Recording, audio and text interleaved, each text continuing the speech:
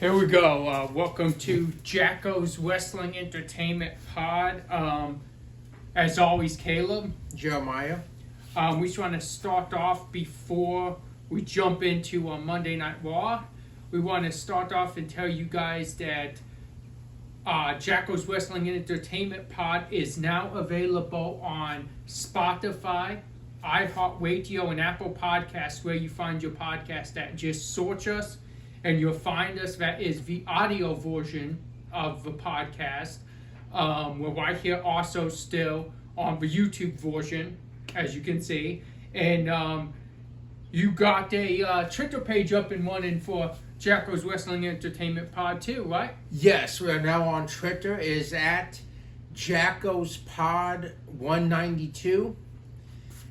And so please follow us if you like this pod.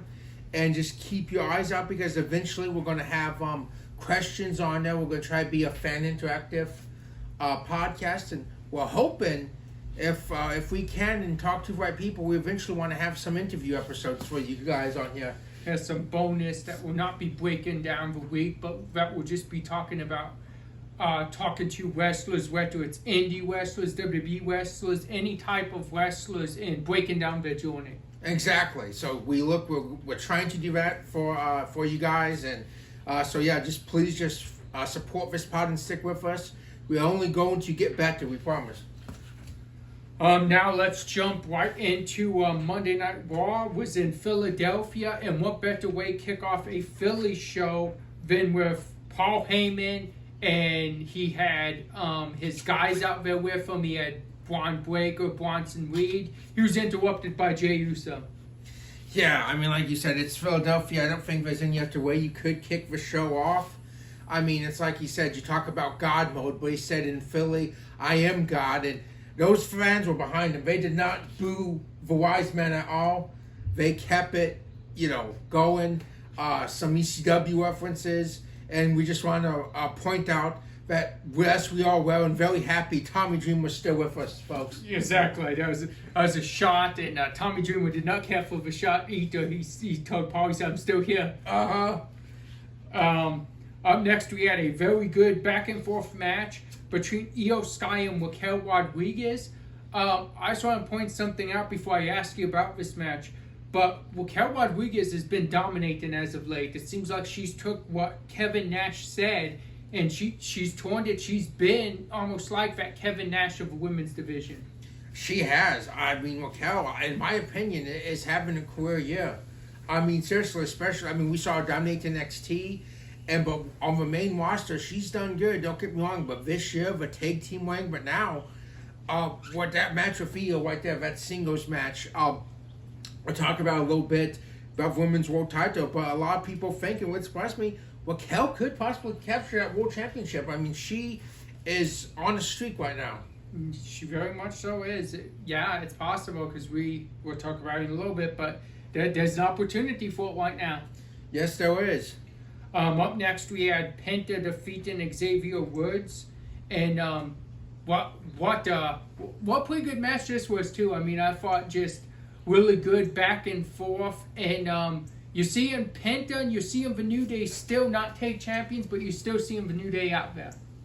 Yeah, exactly. Like you said, it makes the rest, because everyone's always gonna have championships, and everyone complains you don't see them, but sometimes some of the best rivalries are just these rivalries that start. Right now, you see in Penta, which is an awesome competitor, and you see in Xavier Woods, the New Day, that most definitely has a faction that's a Hall of Fame faction right there, Legends, that's still going.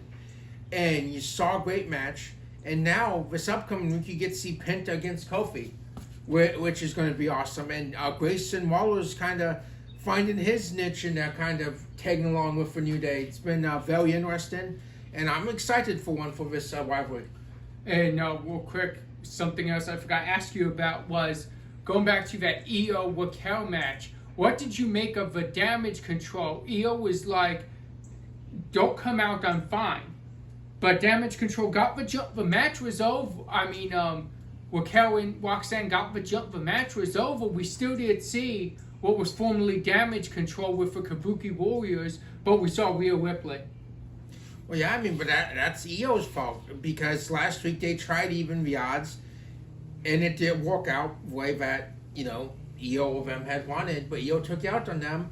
Asuka got mad. She apologized, but then Io's don't say anything to Io. So I mean, then we see again, Asuka was very heated, and I don't blame her because it kind of feels like a double standard. Ray Warhorse wins. They've been with her for the longest time, but she don't want that help, even though they're just trying to even the odds because you're always going to have Judgment Day interfere, and it's not always just Roxanne. I mean, sometimes it's Dom, JD, or Finn, women's match or not. And they're just trying to help out, but she torn them away.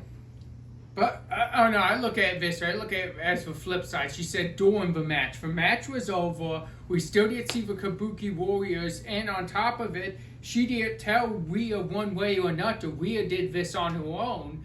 And also, Rhea has a kind of an axe to grind against Raquel. We know that against Roxanne because she's in the Judgment Day. So this was on Rhea's own accord, and she don't care for just Judgment Day in general. That's true, but Io did not have any anger towards Rhea afterwards like she did with Kabuki Warriors. Well, because it doesn't matter what you would say to Rhea Ripley. Rhea's going to do what Rhea Ripley wants to do. Yeah, I can't argue that point. Next, we had the World Tag Team Champions. This was a non-title match, but we did see them pick up a victory over Mr. Iguana and Dragon Lee. And our World Tag Team Champions, as everybody knows, is the Judgment Day, Finn Balor, JD McDonough. What do you make of... We're seeing Mr. Iguana a lot. Like, we're seeing him on Raw, we're seeing him on SmackDown, we're seeing him on the AAA events, but he's taken a lot of L's. Do you think... at a point, people are going to get tired of seeing this because we know what the outcome is? Yes and no. I mean, I get your point of that, but the thing is right now, Mr. Iguana, he's getting exposure, win or lose. He's still getting to be seen by a wider, more broader audience than he was in AAA, and a lot of us, us included, we're not familiar with him or his style, but now we're seeing him. And sure, he hasn't got a win yet, but he's still very exciting to watch. His gimmick is very original. To my knowledge, I can't think of anything else like that with a stuffed animal here, even, sell like he's an iguana playing dead and stuff, which is really cool. But he's still going out there and he's putting on good matches. I mean, he's hanging with the Judgment Day. He had a showing against Los Garza. And we've seen the Judgment Day rivalry even on AAA, so that still might be something they're in the one, and we still might see Dragon Lee and Iguana still go after the Judgment Day possibly. But it was a really good match. We saw Demonico again go after him, but Dragon Lee helped kick the puppet off of Finn's hands and helped Mr. Iguana. But still very entertaining. And now, I mean, you look. This is the biggest stage yet for Mr. Iguana because of Netflix. Yeah, that's true. He made his Netflix debut this past Monday night, which is huge.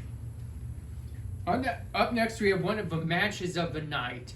And it's sure it's surprising for names in this, but I just love that they just got to go out and do what you would have expected, a match with these caliber of talent in it. That was Becky Lynch and Natalya. What a match. Yeah, I mean, this was hard-hitting. This was, like you said, what you'd expect. And a lot of people, Natalya, she can still go. She's the eldest woman on the division, longest tenured in WWE women's wrestler-wise. We saw her, we talked about last week on the AAA show. She's been doing some indies, I believe GCW and some other shows like that. But in case you forgot, she can still go in WWE. She can still go in there against one of the best in there today in Becky Lynch. This was a great match, hard-hitting match. And in the end, the man walked away with a victory, but not unscathed by any means. Not at all. After the match, we would see Nikki Bella come out and attack Becky, because Becky was doing extra work after the match by attacking Maxine Dupree, and she was about ready to look like she was going to try and break her arm with that disarm her. Yes, exactly. Just a vicious side. I mean, Becky Lynch, she talks a lot shit one way, but once she chooses to attack, she's extremely dangerous, like we witnessed at SummerSlam with what she was putting Lila through during that match. And Nikki Bella is not afraid of that, and she's most definitely up for the challenge. And I can't wait till this match is official. Me too. I think it's going to be really good, and he has a chance to steal the show on whatever card it may be. It may be on WrestlePalooza, which has been announced for ESPN September 20th, the first WWE ESPN event, a part of this new deal. So who knows?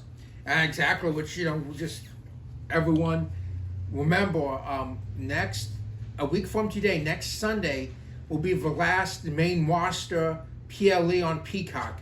So you have to find ESPN, make sure you have the correct app to continue watching these pay-per-views. Just, want to make sure everyone's on the same page. And also on that point, remember Monday Night Raw starts early tomorrow. It's like 3 o'clock. 3 o'clock Eastern time.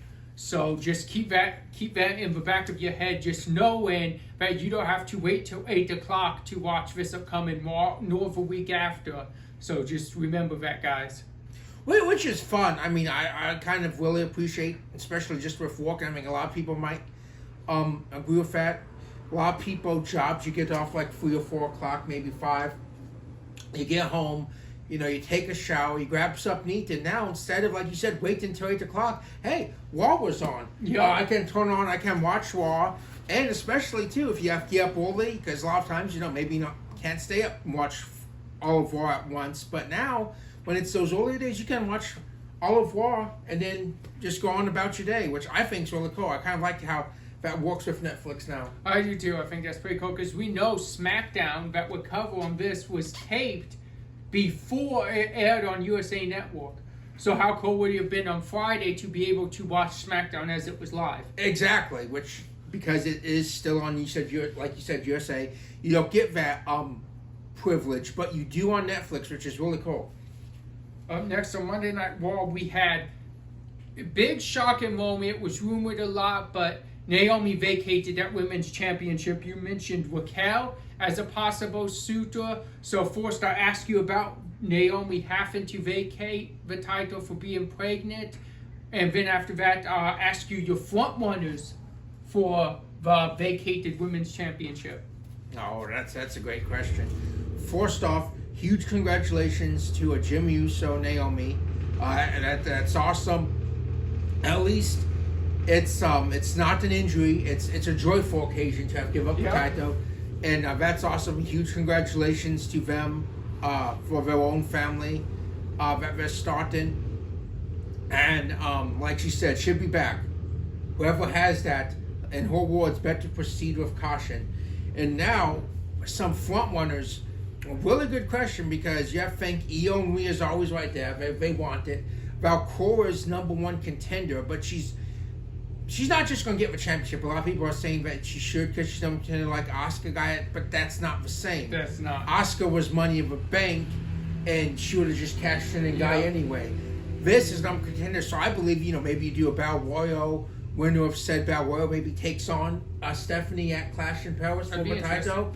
But, I mean, Raquel, like we're talking about, she could be a huge front runner. She could get that world title. What's going on with Bayley? I mean, we've seen these vignettes. It's almost like she's talking to herself. She has voices in her head. Bayley could be a front runner. Lyra Valkyria can't challenge for the Intercontinental Championship anymore, but she could set her sights on the World Championship. I mean, the Raw women's division is stacked, and right now you have to think Becky and Nikki's concerned with each other, concerned with the Intercontinental Championship. So I don't really have them in that picture. But, I mean, even Roxanne. I was just going to say, wild card for you with Roxanne Perez. She's almost in every important part, even getting in this Judgment Day storyline while she sneaks away in there. Exactly, and you have a Kabuki Warriors, you have Natalya that we were just talking about. I mean, the Raw women's division is loaded. It's a fresh opportunity. We don't know what exactly. I believe Adam Pearce is going to address that title picture tomorrow on Raw, from what I know of. And it'll be very interesting to see what's next for that World Championship and see who holds it. But, it's going to be very awesome to see how that ends up. It's real. We're very interested. We'll keep you guys updated, but it's something really fun to watch right now. And I think it's always fun when the title's vacated because of what you said. There's a chance for those battle royals that you don't see, where you get to see the possible women's championship or just going in a match for the title battle royal. You don't see those all the time. They're pretty cool. Exactly. I mean, remember when we were kids, and unfortunately it was because of injuries, but you'd have, Batista got injured. You had a Battle Royal for the World Championship. Quartango won it. A couple years after that, Edge got injured. You had a Battle Royal for the World Championship. Khali won it. You just get these unexpected results. Yeah. Up next, we had our main event, and rightfully so, in Philadelphia, the home of ECW. Main event was Braun Breaker, Jey Uso Extreme Rules match. And this match had everything. We saw CM Punk, we saw LA Knight, we saw Bronson Reed, Seth Rollins, and eventually we saw Roman Reigns. Yeah, exactly. Huge, star-studded blockbuster main event. Jey Uso had Philly crowd behind him, paying homage to New Jack with the cart of weapons, the gear. That ECW crowd loved it. Braun Breaker had the Wise Man, most definitely. The ECW crowd, that's a huge advantage as well. Like you said, all the shenanigans we saw were torn of Roman Reigns. Jey would pick up the victory with an assist from Roman. And Roman looked at Bronson Reed and said, he's going after him at Clash in Paris. And then that was made official like a day or two later.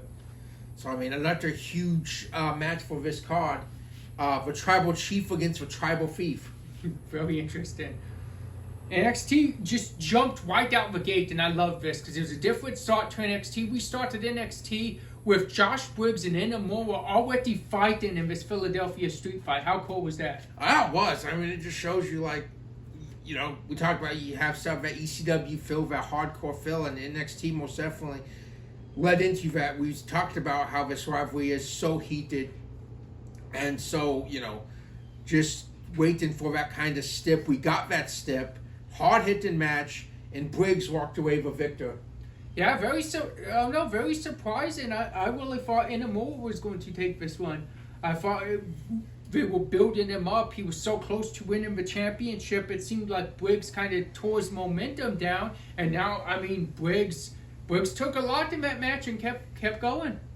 Exactly. I think you're really making two big stars out of this rivalry, but I don't think it's over yet. I don't either. Philly street fight or not, I still think Inamura's going to get his payback, get his vengeance on Briggs.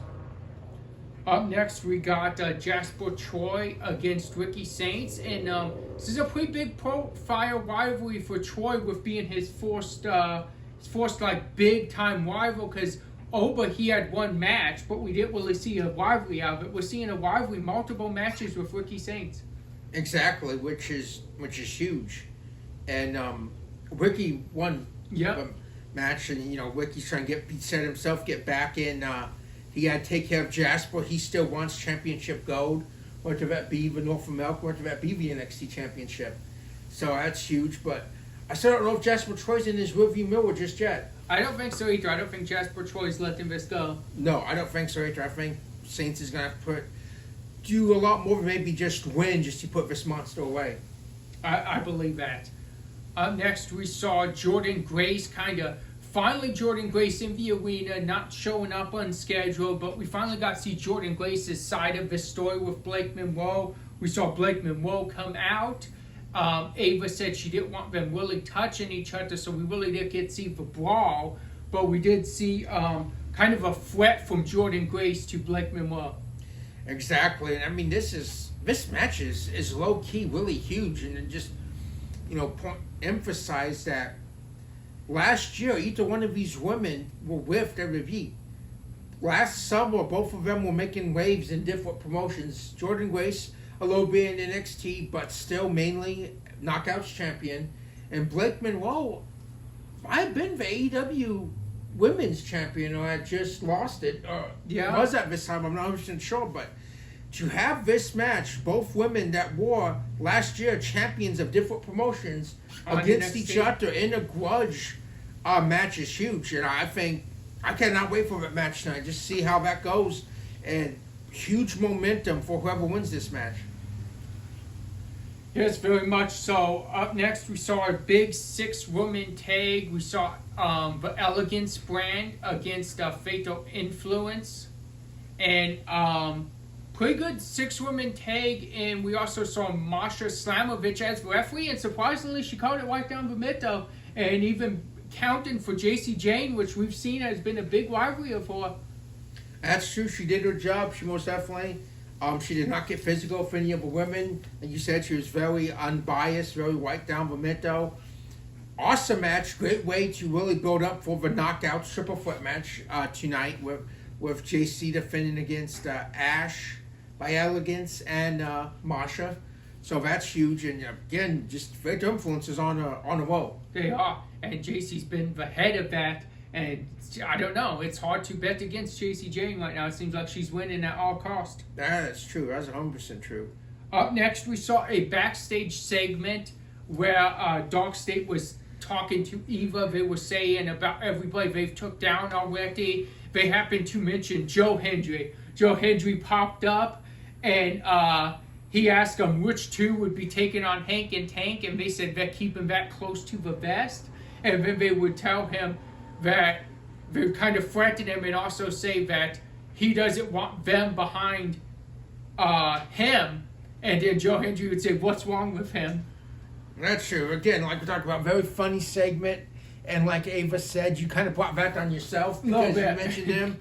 But you have to wonder, I mean, does Joe Hendry possibly make an appearance to maybe help Hank and Tank and even Viad? We've seen an alliance before that could, make sure that it's a little bit more of a fair fight tonight. Really, all Hank and Tank has to do is just say his name. Yeah. But yeah, fun segment, and yeah, like she said, we do worry about him a little bit. His threats are a little off-brand. Yeah, a little bit. Up next, we saw, this was really cool. It was like the Canada, North American, and U.S. Peace Treaty, as they called it. I thought this was fun. This was an awesome segment. We saw Tavion Heights and still standing tall at the end of this. But I just thought this was a great segment and really good promos by everyone involved.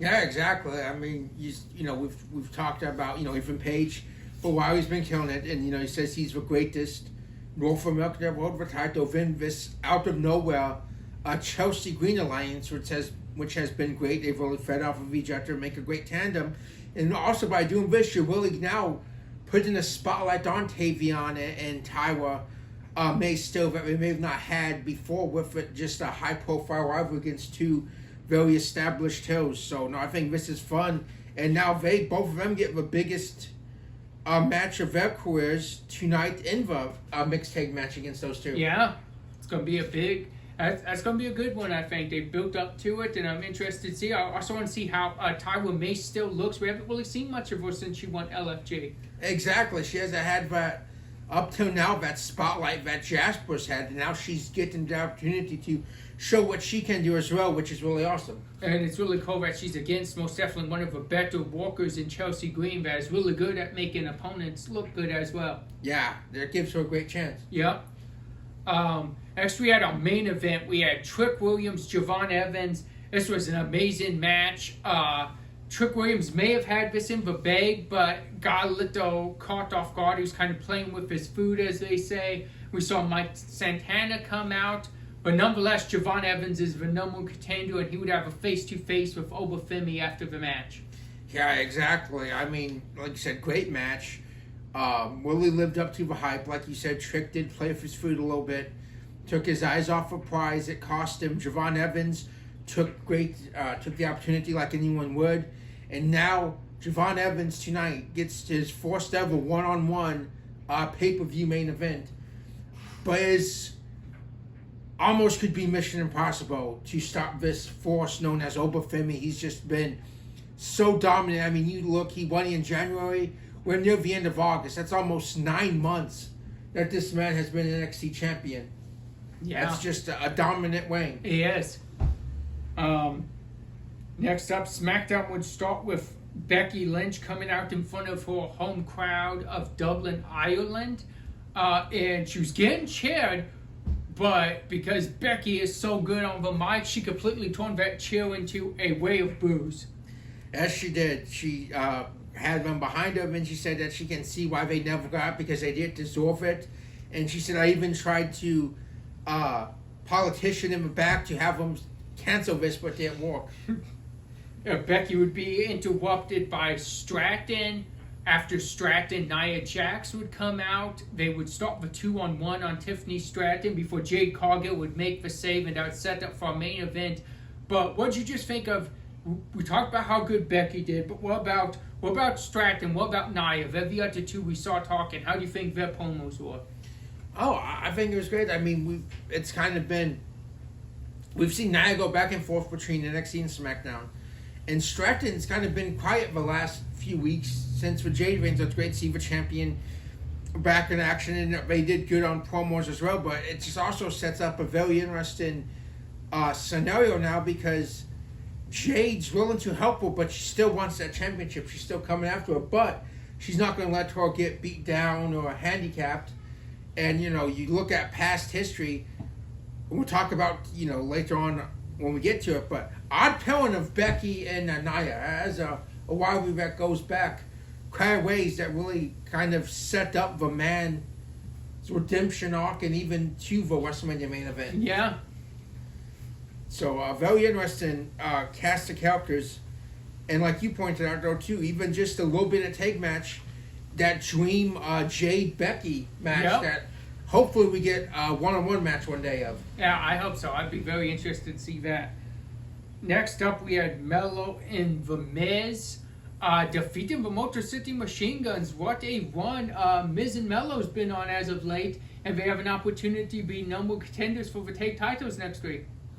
Yeah, I mean, that is an awesome opportunity, but it's kind of... do you really want it? When we really just stop and think about it, do you really want to go after the Wyatts?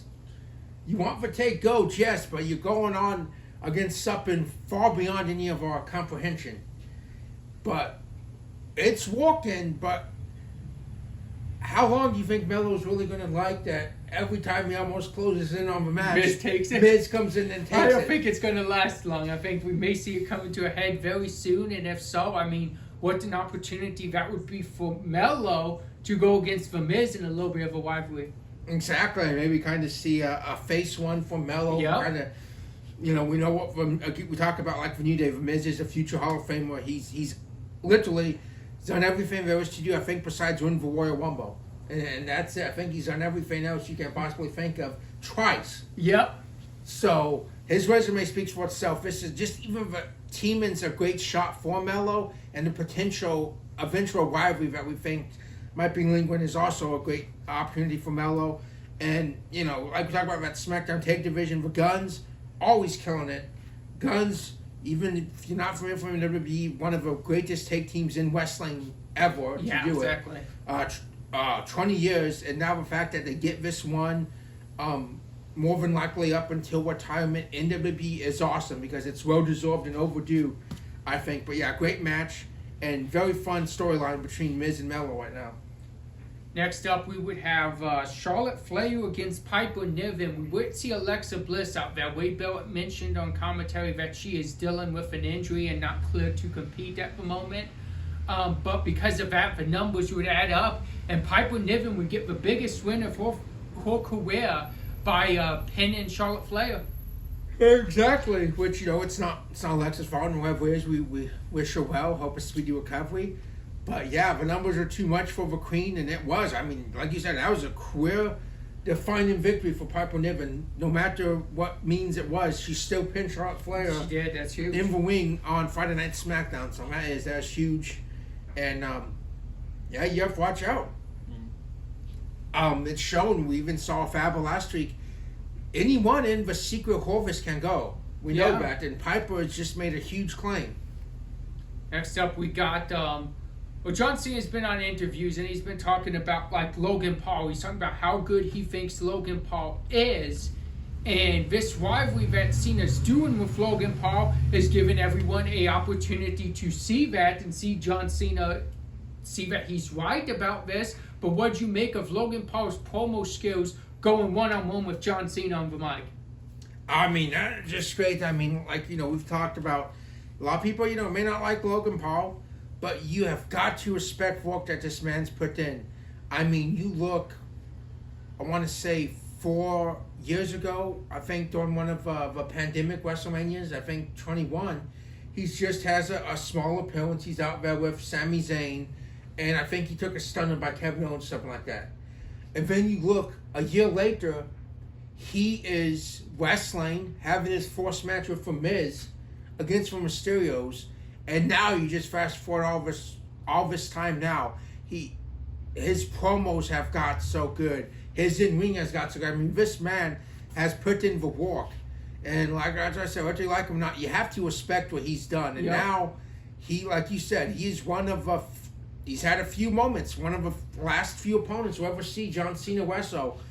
Some of the last segments we'll ever see of John Cena has been with Logan Paul. And that just don't happen if you're not good or you don't deserve it. He walked his way up to that point. And, then John Cena giving the promo. And no matter what happens, it's a great opportunity for Logan Paul. He's in there with arguably the GOAT. Arguably the greatest to ever do it. Yeah. And this segment ended with a big AA from John Cena, but keep that in mind because a little bit after this, we would see Logan Paul backstage and we would see Drew tell him, hey, it's time to kind of not saying it, but so much as in telling him it's time to turn up. You're in there with John Cena. You better do whatever it takes to win. And then he would turn back around and say, whatever it takes. And we saw something click in Logan Paul, and we'll talk about that later.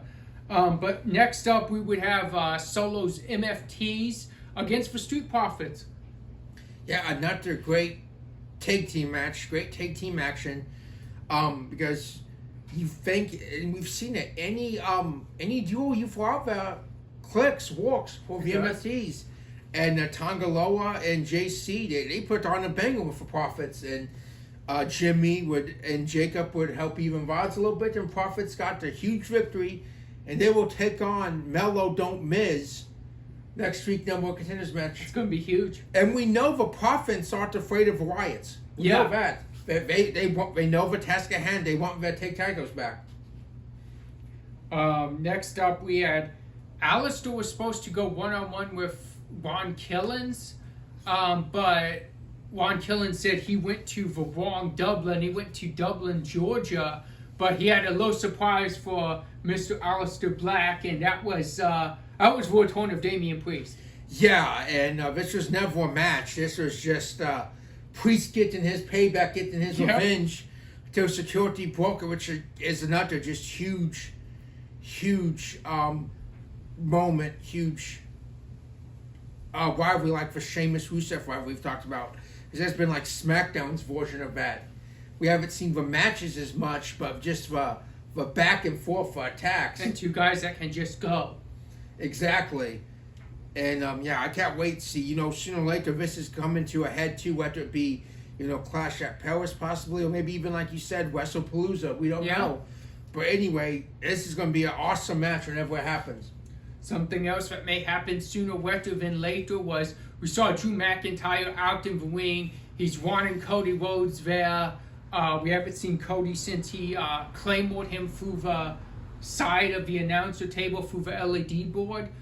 But he did get the surprise from the Viper with an RKO from Randy Orton. Yes, he did. And it came out of nowhere, too, as Drew thought they were chewing everything he was saying, too. And, like you said, that could possibly be at Clash at Paris, possibly. Yeah. Maybe settle it once and for all. Yeah, they've been going back and forth for a while now. Next up, we got our tag team match. I thought this was a really good tag team match for main event. We spoke on Stratton and Jade against Becky and Nia. Another thing I didn't like was I think it could have been a little bit longer. I think we only got 10 minutes TV time for this match by the time it came on.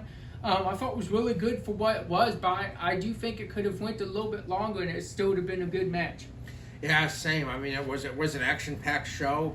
Like you said, but probably some time constraints. But yeah, I don't know if we actually want it back with how this exact one with what happened, because the man came around and then she left mid-match. She did. And Nia was left to take the finishers of both Jade and Stratton and suffer that pinfall. So I don't think we'll see that exact pelling, but again, just maybe even a fair four-way or more of a spotlight on these women in a longer time, most definitely.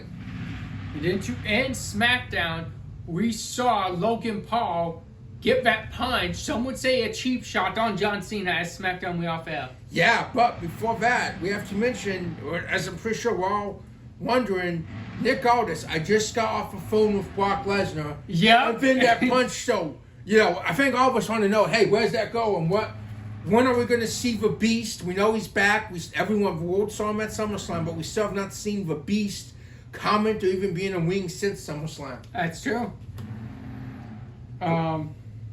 Up next, let's go to our match of the week, our MVP of the week. And let's take it to Monday night, where I'm going to throw in that Natalya-Becky match. Like we mentioned, I thought that was one heck of a match, amazing between these two women. And then let's throw in the main event, Braun Breaker, Jey Uso. That match had y'all. Yes, it did. It most definitely did. And NXT, let's have that 6-woman tag, Fatal Influence against the Elegance brand.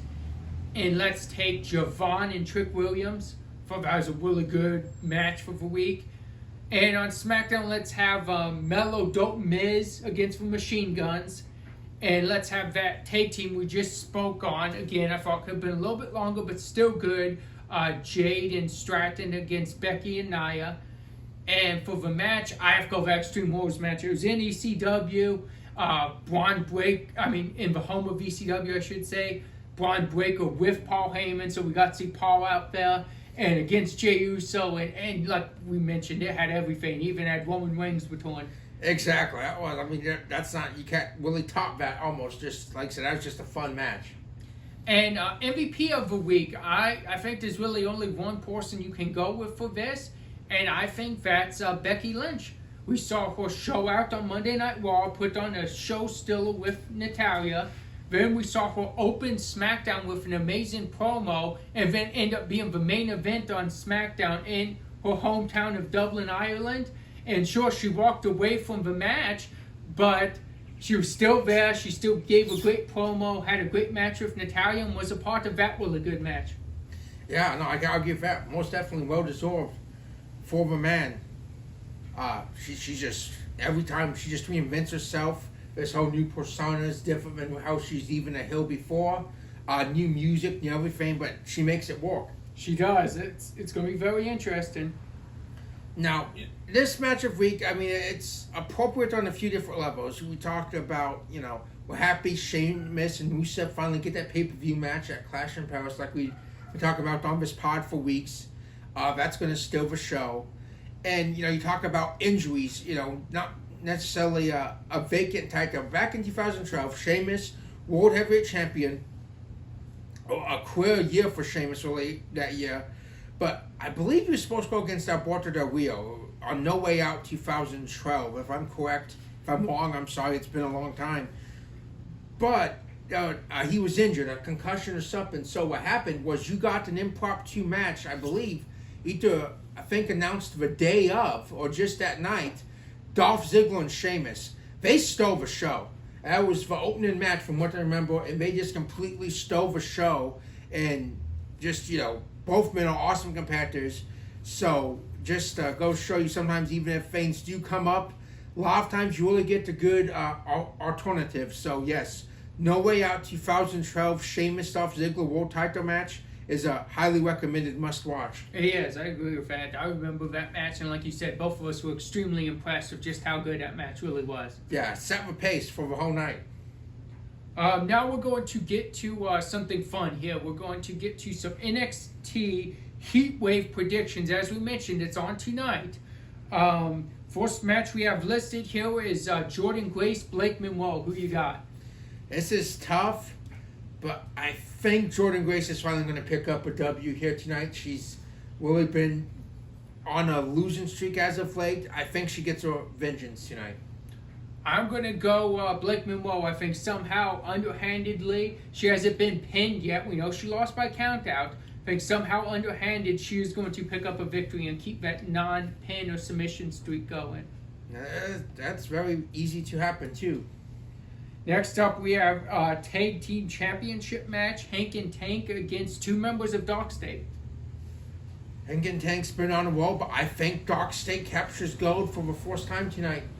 The numbers game's there. I mean, maybe they might get an assist from Joe Hendry, but I have Dark State capturing their first taste of gold tonight. I'm gonna go Dark State too. Just for momentum, they even mentioned it on NXT. They took out some of the biggest stars from both NXT and TNA on the same team. Yeah, and same match. They've been on a hot streak. Next up, we have on TNA Knockouts Championship Triple Threat. JC Jane against Masha Slamovich and Ash by Elegance. This is tough. I think JC keeps it. JC, we talk about being on the roll. Ever since she beat Stephanie, she has been on the roll. She has lost some non-title matches, yes, tag team matches, but she has not lost any match for championship on the line since then. I think that streak stays intact.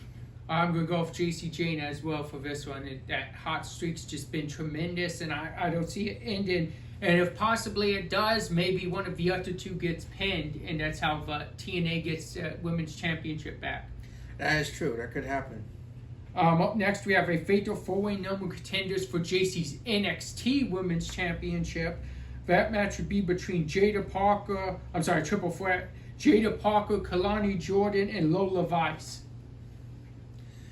This is a tough one, but I have a feeling Lola's going to take it. That's my pick. I think Lola's going to take this match tonight. She's talked about she was even waiting for Stephanie back before she lost it. She's been waiting. She hasn't had a shot since Roxanne last year. So I think Lola's going to pick up win tonight. I'm going to go with Jada Parker in this one. She's been on a win streak, and just the aggressiveness she's been wrestling with, and as she says, Miss Parker don't miss, so I'm going with Jada on this one. Next up, we have a mixed tag team match. Chelsea Green and Ethan Page against Tyra May Still and Tavion Heights. Very, like you said, I'm looking forward to this. I think it's going to be a very good match, but I'm going to have to go with experience. I think Ethan and Chelsea pick up a victory tonight. I'm going with Ethan and Chelsea too. I think Heights and Still have gotten the best week after week. I think at that point, Paige and Chelsea's going to figure something out, and it's not going to keep happening. And I think they get theirs back tonight with a big victory. I agree with you. I most definitely think so. Here's the big one we're waiting for. Oba Femi versus Javon Evans, NXT Championship. Who's walking out NXT Champion tonight? Oh, this is tough. I mean, it's huge. Javon Evans, he's been on a roll. He's been, doing great. But at the end of the day, I have to go for Wolo. It's tough. But I think Oba still keeps that championship. Ooh, that's tough.